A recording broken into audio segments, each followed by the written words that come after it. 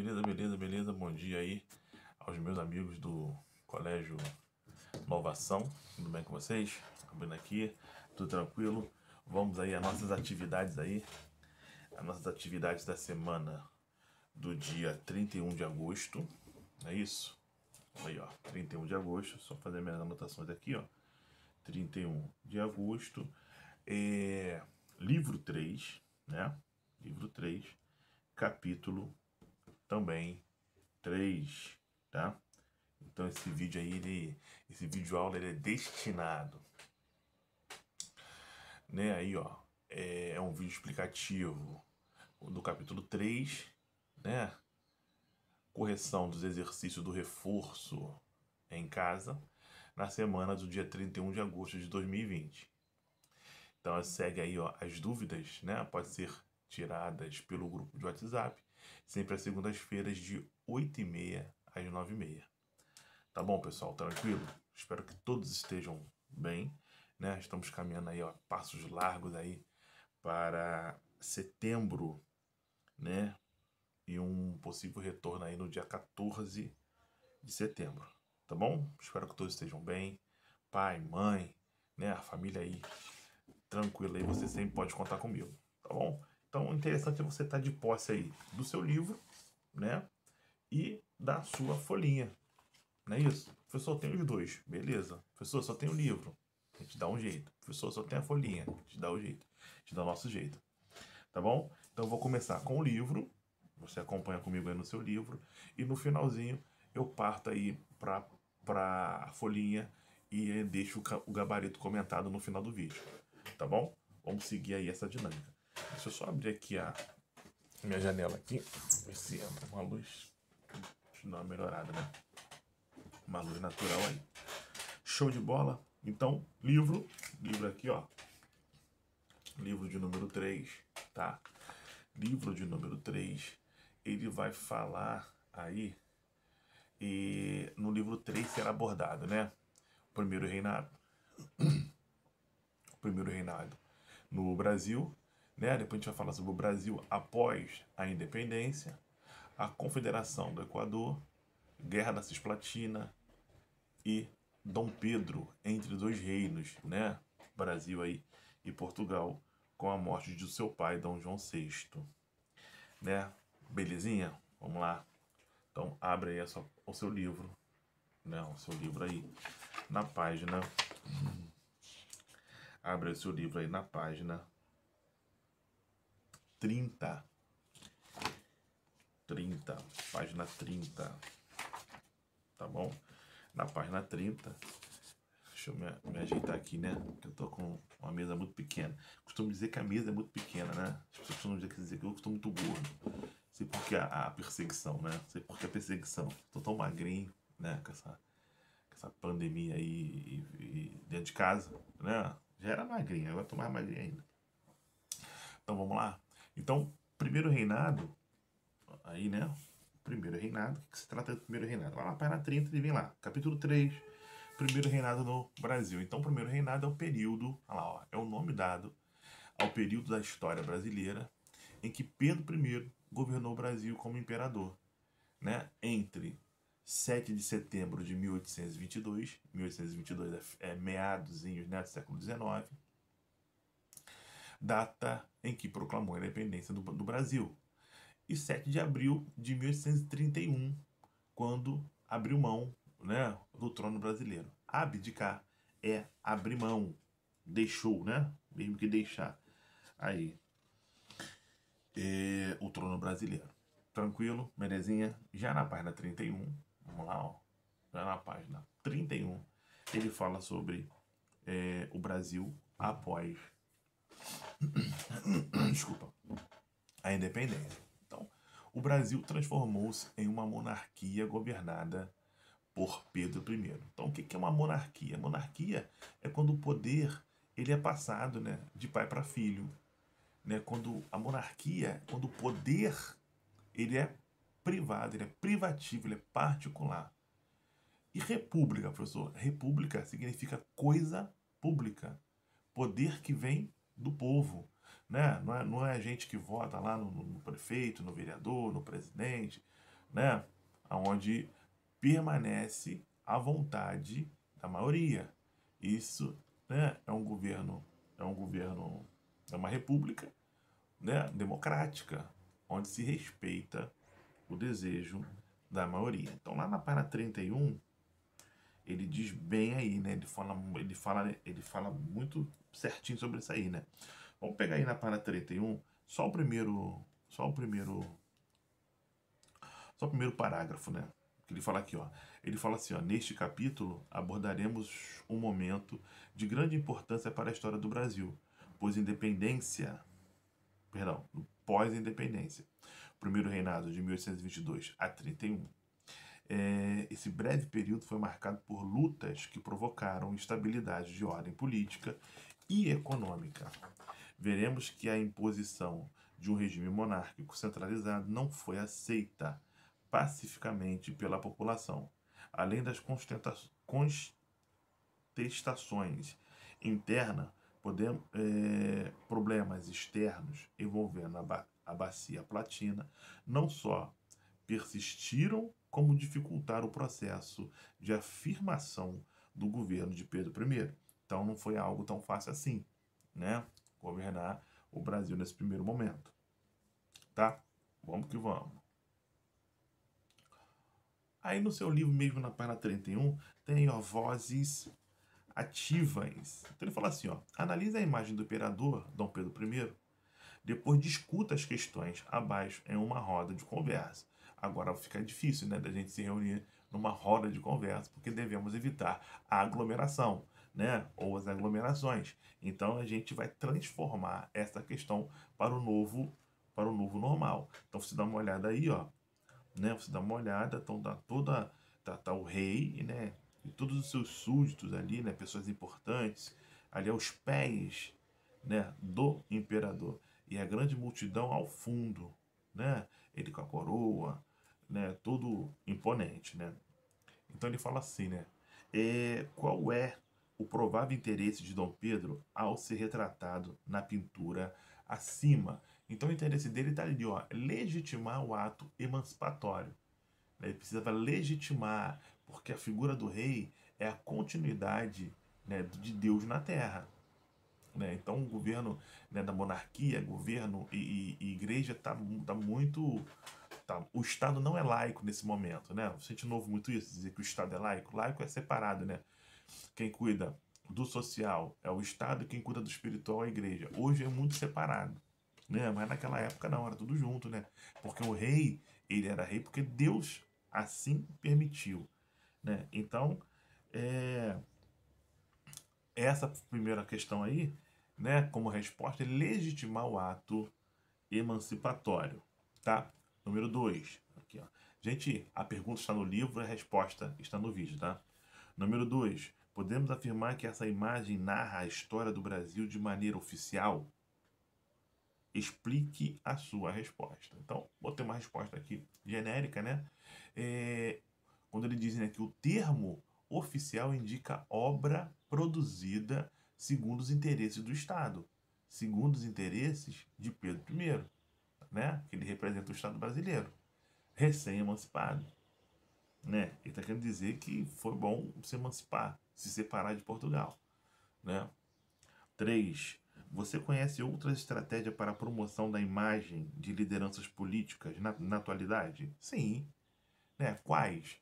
Aquele santinho lá do vereador, não é isso? A foto daquele vereador com o número dele para você chegar na urna lá e não errar. Né? Uma camisa, um boné, um banner, não é isso?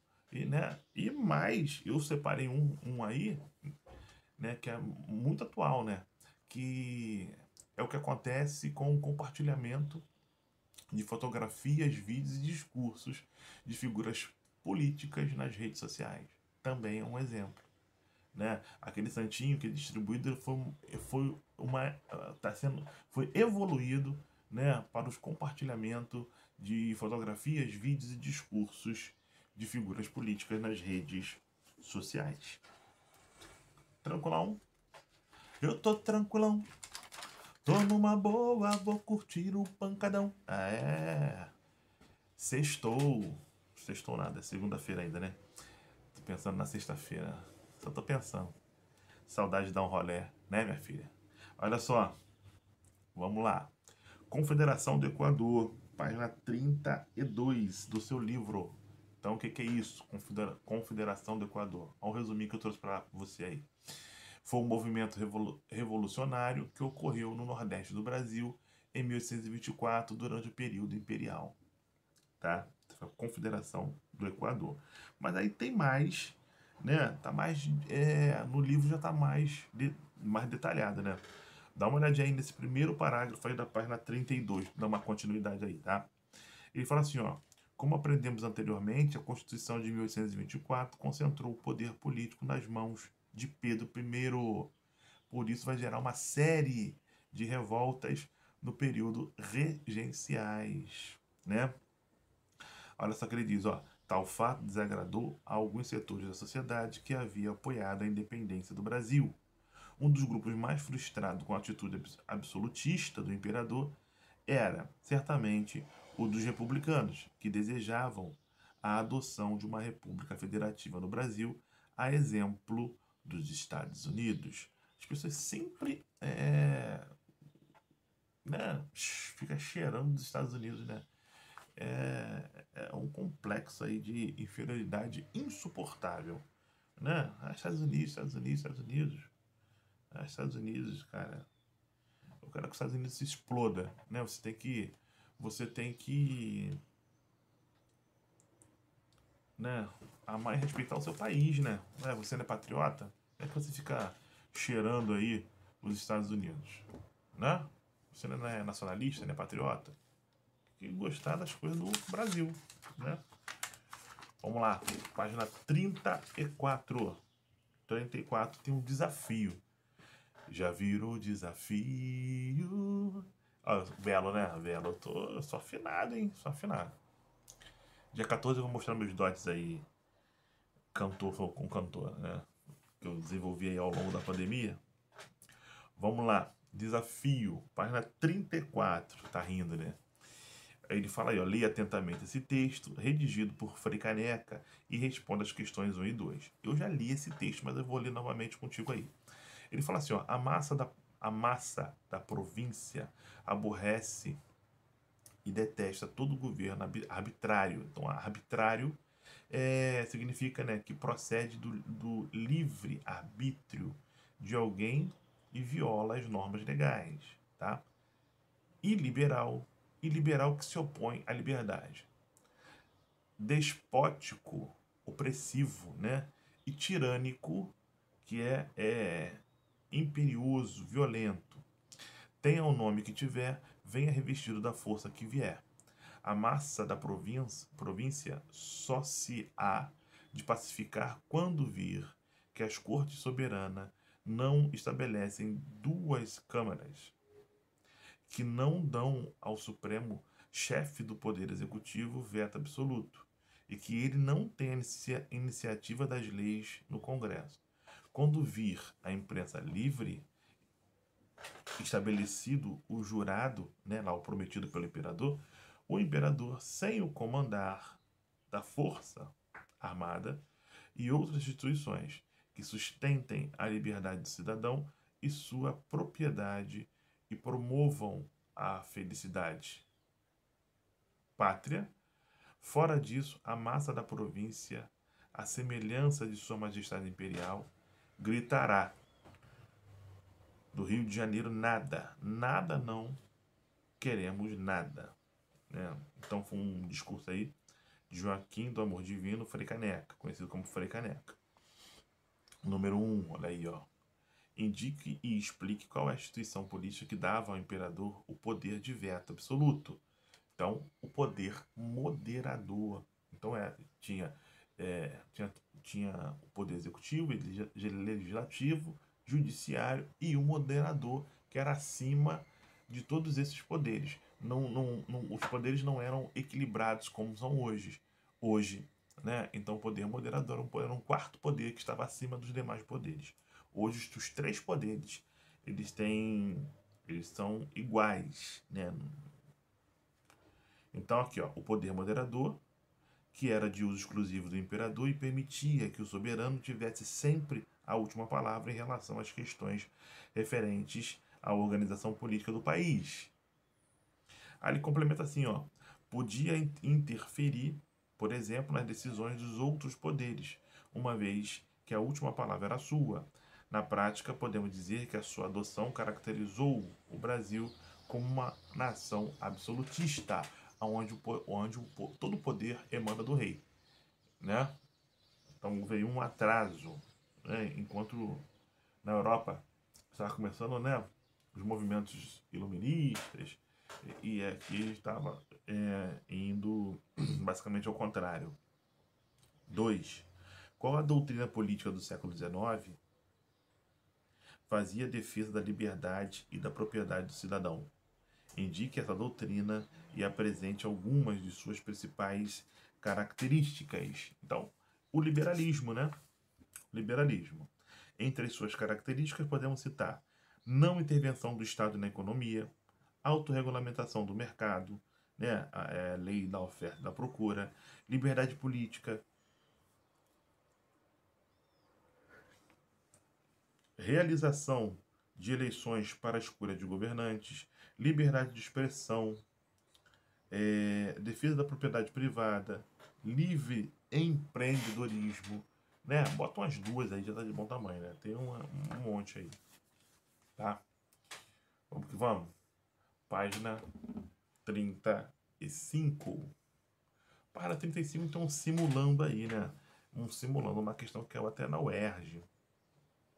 Então ele fala assim, o poder moderador de nova invenção maquiavélica é a chave mestra da opressão da nação brasileira e o garrote mais forte da liberdade dos povos. É o princípio conhecido pelas luzes do presidente. Pelas luzes do presente século, que a soberania reside na nação essencialmente. Logo sem questão, que a mesma nação ou pessoa da comissão é quem deve esboçar a sua constituição, purificá-la das imperfeições e, afinal, estatuí-la também de frecaneca, né? Então ele fala assim, a Confederação do Equador, ocorrida em 1824, apresentou propostas alternativas à organização do Império do Brasil, sendo, porém, reprimidas pelo governo de Pedro I. Explicite o motivo central para a eclosão da Confederação do Equador e cite duas de suas propostas para a organização do poder estatal.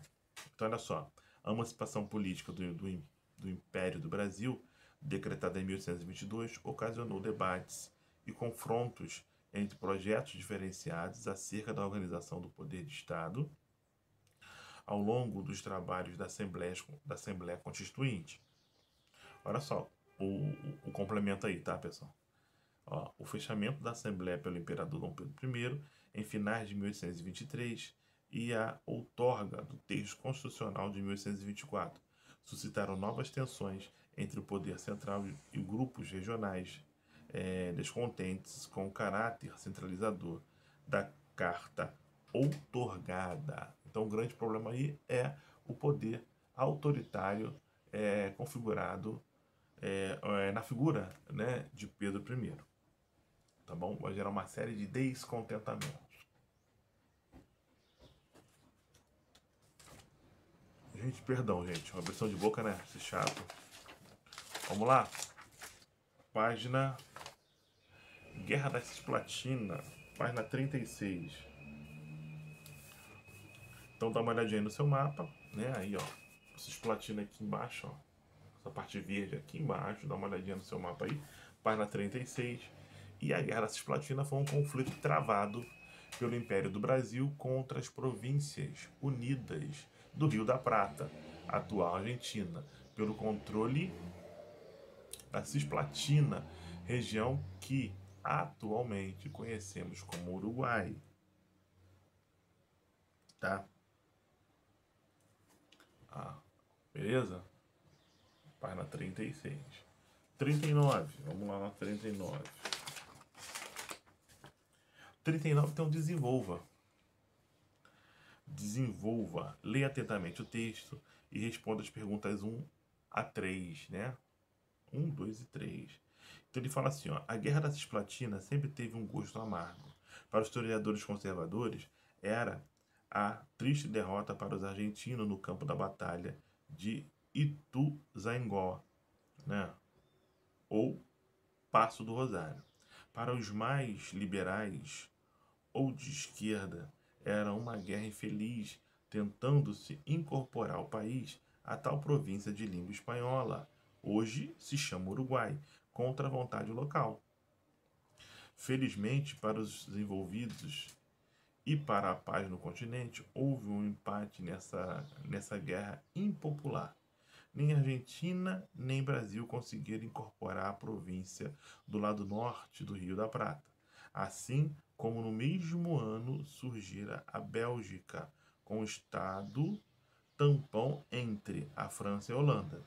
Surge o Uruguai, como estado tampão entre as potências platinas. Tranquilo? Número 1. Olha aí, número 1. Ó. Quais são as duas interpretações históricas para o conflito da Cisplatina? Para alguns historiadores, a Guerra da Cisplatina foi uma triste derrota para os argentinos, enquanto outros enxergam esse conflito uma infeliz tentativa brasileira de incorporar uma província de origem espanhola contra a sua vontade. 2. Explica o significado da frase grifada. A frase grifada lá em cima, ó. A Guerra da Cisplatina foi um capítulo final de uma longa luta entre o expansionismo luso e castelhano no Prata. Então, essa é a frase, tá? E fala assim, explica o significado da frase grifada. A frase destacada simplifica que o Uruguai, estruturado como uma nação independente, funcionou como uma espécie de zona neutra, onde antes se chocavam interesses colonizadores de Portugal e Espanha e posteriormente de Brasil e Argentina. Então criou-se o país ali do Paraguai, do Uruguai, né, como se fosse uma zona neutra, né, nem pertencente à Argentina e nem pertencente ao Brasil. 3.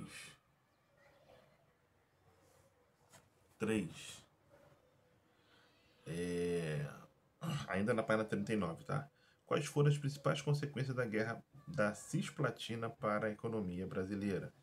Então, a perda da província cisplatina colaborou para piorar a crise econômica que o país atravessava, uma vez que a dívida externa junto à Inglaterra só aumentava, graças aos gastos para a manutenção do conflito.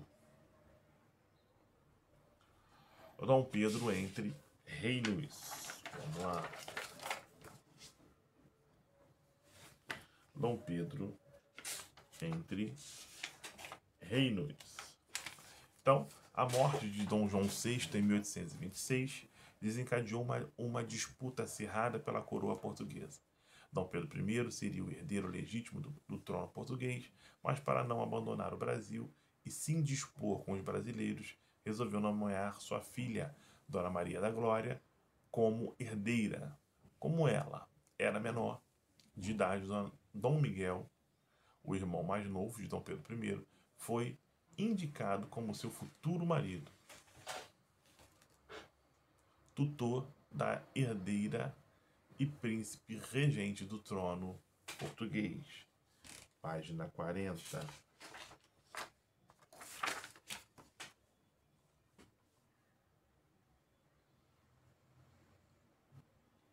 Página 40, tá dizendo bem ali certinho. Na 43 tem um exercício aí. Sou ético, né? Dá uma olhadinha aí. Ó, dá uma olhada aí. Dá uma olhadinha. Aí ele fala assim, ó. Com base nos relatórios, realize um debate com os demais grupos. Nessa discussão, aponte as principais motivações desse fenômeno, bem como estratégia para garantir o direito à livre expressão da imprensa. Então, né, é interessante você saber, né, que fique bem claro aí, né, que os ataques ao direito de informar e ser informado podem abranger diferentes categorias, como prisão, maus tratos e tortura a jornalistas e colaboradores aos meios de comunicação. Então, censurar a imprensa não é legal, né? Porque a grande maioria não tem acesso, né, às informações através de um grande veículo de comunicação, né? Hoje as coisas estão mudando, né? Já tem aí a internet, né, que tem um alcance legal, né, as redes sociais, mas a grande dificuldade hoje é você é, diferenciar fato de fake, né? Fato de fake news. Tá bom, pessoal? Tranquilo? Belezinha até aí? Tranquilo até aí? Calma aí, né? Então vamos lá, pessoal. Vamos lá no reforço, né? Vamos pegar aí você que está em mãos aí da folhinha da semana do reforço. Não fique preocupado porque eu vou deixar o gabarito no final, tá? Para você dar uma olhada aí, tá bom? Para você dar uma conferida aí no finalzinho, tá? Aqui, ó.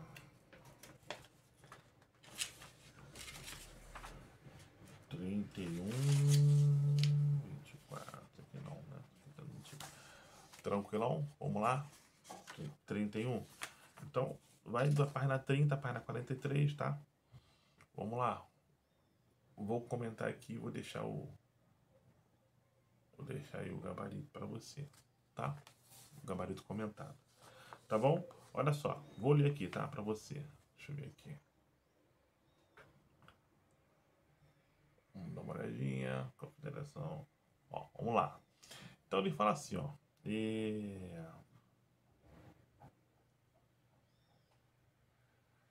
A Confederação do Equador, ali, ó, Manifesto Revolucionário, Brasileiros do Norte, Pedro de Alcântara, filho de Dom João VI, rei de Portugal, a quem vós, após uma estúpida condescendência com os brasileiros do Sul, aclamaste vosso imperador, quer descaradamente escravizavos.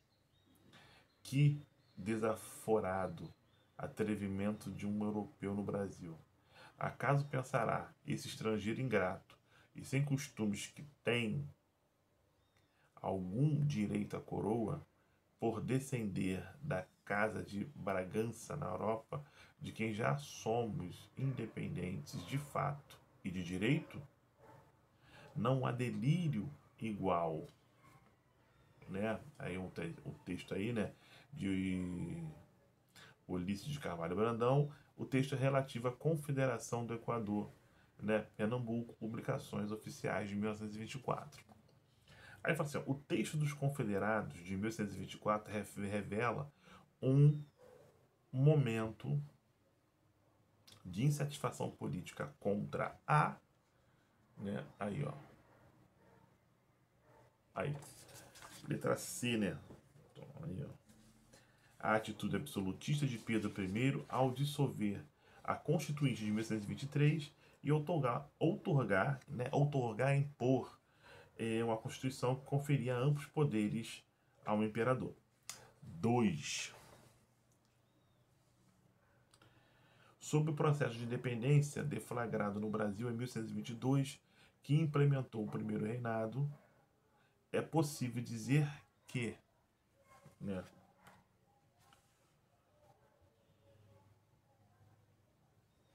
foi um reflexo da Revolução Liberal do Porto, né, de 1820, que exigiu o retorno de Dom João VI para Portugal.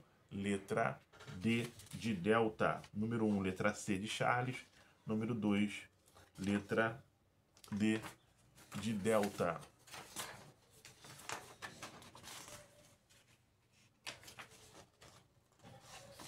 Vamos lá. Número 3. O episódio conhecido como A Noite das Garrafadas, briga entre portugueses e brasileiros, relaciona-se com... então aqui, ó. A Noite da Garrafada caracterizou-se pelo conflito entre portugueses residentes no Rio de Janeiro, partidários do imperador,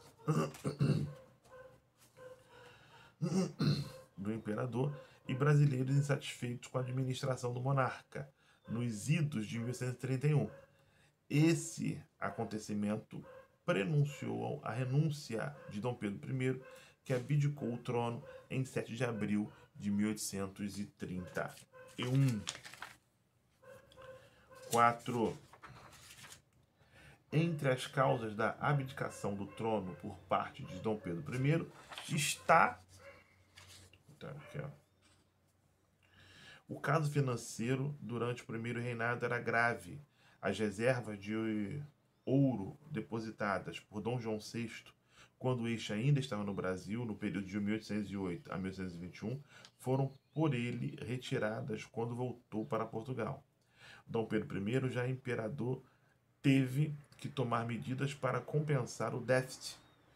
Uma dessas medidas constituiu em imprimir papel moeda sem a correspondência real com o tesouro em reserva, o que fez com que a moeda brasileira se desvalorizasse e o Banco do Brasil quebrasse em 1929. Esse fato contribuiu para a impopularidade do imperador, que abdicou do trono 2 anos depois.